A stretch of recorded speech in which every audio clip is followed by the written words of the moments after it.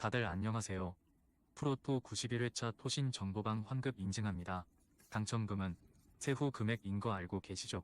다들 아시겠지만 한 경기 취소되어 당첨금이 반토막 났지만 그래도 당첨 모두 축하드리며 오늘 경기도 분석 시작해보겠습니다. 금일 첫 번째 경기 뉴캐슬 대 맨시티 분석 시작해보겠습니다.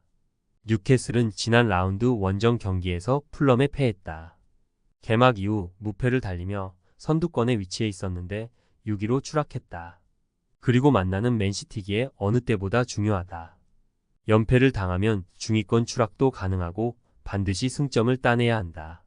토날리와 롱스테프, 기마랑이스 등 중원에서 터프한 움직임을 가져가고 압박이 좋은 선수들을 대거 기용할 것으로 보인다. 맨시티는 지난 라운드 홈 경기에서 극적으로 패하지 않았다. 라이벌 아스날 상대로 한 골 차로 뒤진 종료 직전 스톤스가 코너킥 상황에서 흘러나온 세컨볼을 골로 연결했다. 그러나 철인으로 불리우며 과르디올라 축구의 심장으로 평가받는 로드리가 큰 부상을 당하며 사실상 시즌 아웃됐다. 확실한 발표를 내고 있지 않지만 장기간 결장이 예상된다. 때문에 귄도안과 누네스, 코바치치 등이 그의 공백을 메워야 한다. 맨시티의 승리를 본다. 뉴캐슬의 홈이고 로드리가 빠진 맨시티 상대로 중원에서 크게 밀리진 않을 것이다. 그러나 머피와 고든 등 2선에서 기대만큼 마무리를 하지 못하는 점이 걸린다. 언제든 기회를 골로 연결할 홀란드가 있고 그릴리시와 사비오가 뒤를 지원할 맨시티가 승리할 것이다. 금일 두 번째 경기 헤타페 대 알라베스 분석 시작해보겠습니다. 헤타페는 주중 원정 경기에서 바르샤에 패했다. 예상대로 텐백으로 경기를 운영해 상대에게 1골만 허용했는데 동점골이 나오지 않았다. 그래도 마요랄이 돌아와 풀타임을 소화할 몸 상태를 만들었고 알레나와 솔라 등이 공격 상황에서 적극적으로 문전 침투를 하고 있다. 수비는 늘 강점이 있기에 홈에서 시즌 첫 승을 노릴 것이다. 알라베스는 주중 원정 경기에서 레알을 괴롭혔지만 승점 추가에는 실패했다. 3골 차로 뒤지던 후반 중반 이후 베나비데스와 키케의 골이 나왔기에 아쉬운 패배였다. 그래도 세비야와 소시에다드 등에 승리하며 좋은 시즌 출발을 했다. 비알 리브레의 골만 나온다면 시즌 내내 7위권 경쟁을 기대할 만하다. 헤타페의 승리를 본다. 알라베스가 더 나은 최근을 보내고 있지만 헤타페도 홈 경기력은 좋다. 특히 알더레테와 제네 등이 나서는 탄탄한 수비진이 있기에 비알 리브레와 로메로를 전면에 내세울 원정팀의 공세를 막아낼 수 있다. 마요랄이 경기 내내 적극적인 문전 침투로 기회를 볼 헤타페가 승리할 것이다. 금일 세 번째 경기 우디네세 대 인터밀란 분석 시작해보겠습니다. 우디네세는 지난 라운드 로마 원정에서 패하며 시즌 첫 패배를 당했다. 그러나 개막 이후 꾸준하게 승점을 정립하며 3위에 이름을 올리고 있고 주중 코파 이탈리아에서는 살레르니타나를 완파했다. 공격진의 무게감이 떨어진다는 평가 속에 시즌 전망이 그리 밝은 건 아니었는데 칼스트롬과 에켈렌 캠프의 새로운 중원 조합이 좋은 경기를 하고 있고 카마라의 측면 침투도 위협적이다. 인테르는 밀라노 더비에서 라이벌인 밀란에 패했다.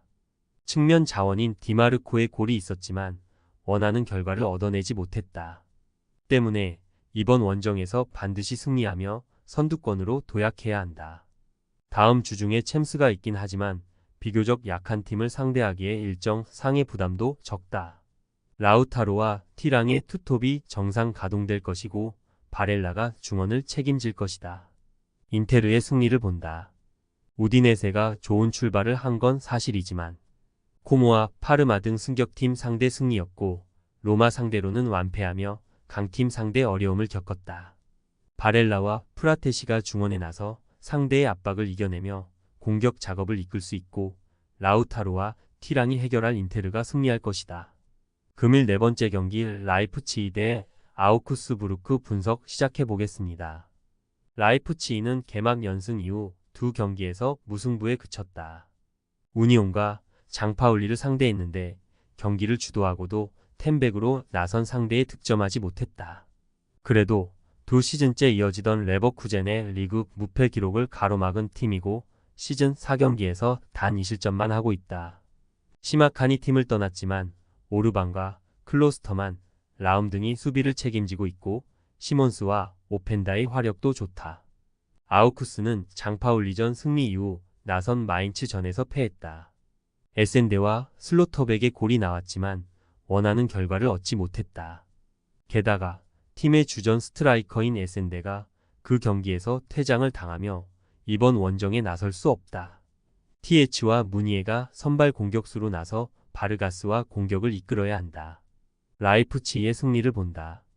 아우쿠스는 이번 시즌 홈 경기에서 모두 멀티골에 성공했지만 원정에서는 그리 인상적인 경기력이 아니었다. 또 주전 스트라이커의 부재도 있다. 전력의 우위는 물론이고 세스코와 오펜다, 시몬스의 스리톱이 경기 내내 상대 수비를 몰아칠 라이프치히가 무난하게 승리할 것이다. 금일 5번째 경기 프라이부르크 대 장파울리 분석 시작해보겠습니다. 프라이부르크는 이번 시즌 미넨 원정을 제외한 3경기를 모두 승리했다. 지난 시즌 최고의 팀이었던 슈투트를 제압했고 직전 원정에서는 3골차 대승을 거두기도 했다. 팀 전력 구성에 자신을 보이기에 눈에 띄는 영입이 딩키 한 명에 그쳤지만 기본 전력으로도 경쟁력을 보여주고 있다.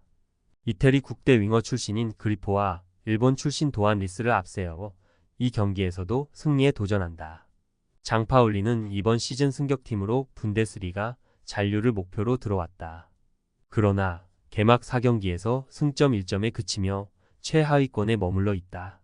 라이프치히 상대로 홈에서 수비 위주로 나서 승점을 따내긴 했지만 나머지 경기는 모두 패했다.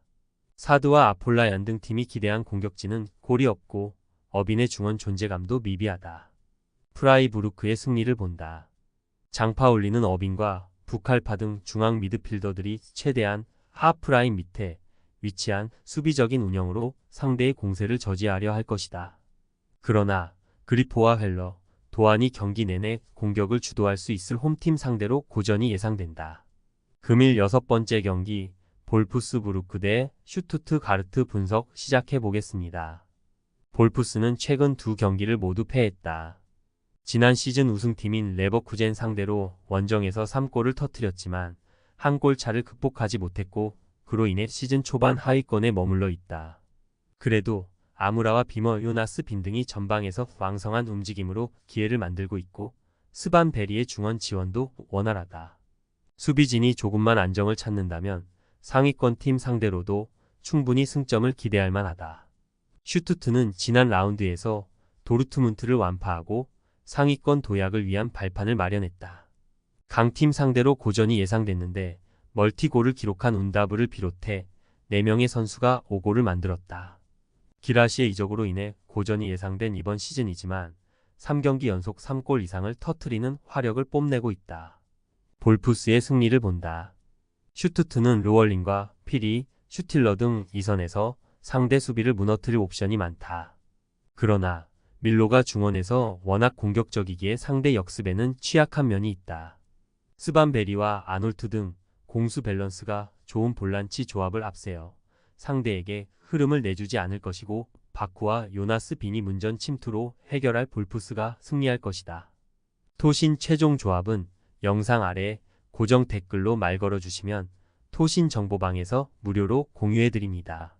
제발 손해보면서 토토하지 말고 다같이 웃으면서 즐겁게 베팅합시다. 함께 하실 분들은 부담 갖지 마시고 편하게 말 걸어주세요.